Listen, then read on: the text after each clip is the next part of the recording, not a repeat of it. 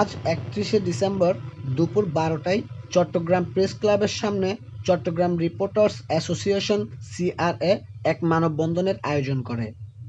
দৈনিক কালের প্রতিচ্ছবি পত্রিকার সম্পাদক ও প্রকাশক, বাংলাদেশ সাংবাদিক কমিউনিটি বিএসসির প্রতিষ্ঠাতা সদস্য হাসান আল মামুনের খাগড়াছড়ির মাটিরাঙ্গার বাড়িতে দুর্বৃত্ত সন্ত্রাসীদের বর্বরোচিত হামলার প্রতিবাদে এই মানববন্ধনের আয়োজন করা হয়।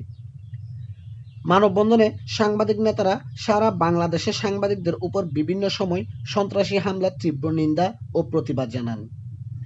বাংলাদেশে গণমাধ্যম যাতে মুক্ত ও স্বাধীনভাবে সংবাদ প্রকাশ করতে পারে সে দাবিও তুলে ধরেন সাংবাদিক নেতারা।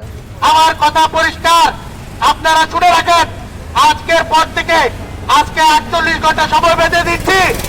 চট্টগ্রাম ডিআইজি রেঞ্জ পুলিশ সুপাররা খাগড়াছড়ি, আমি হুঁশিয়ার করতে চাই, এই চট্টগ্রাম প্রেস ক্লাবের সামনে থেকে ৪৮ ঘন্টার মধ্যে মামুন ভাইয়ের এই ঘটনার দৃষ্টান্তমূলক কোনো সমাধান না হলে আমরা কিন্তু বৃহৎ আন্দোলনের ডাক দিলাম।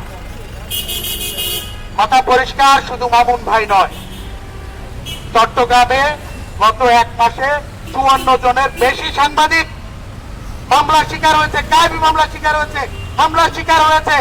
গতকালকে ঢাকায় বিমানবন্দরে সাংবাদিক হামলা হয়েছে। আজকে সকালবেলা দেখলাম যে সময় টিভির এক সাংবাদিককে কুপিয়ে দমন করেছে। সময় নাই, আপনারা মনে রাখেন, আপনাদের কিন্তু যে ধরনের পরিস্থিতিতে ফেলা হচ্ছে, শ্বাস নেওয়ার সময় আমাদেরকে মনে হয় না দিকে। তাই আমাদের এখনই সময় ঐক্যবদ্ধ হওয়ার, আপনারা সবাই ঐক্যবদ্ধ হন। চট্টলা সময়, চট্টগ্রাম।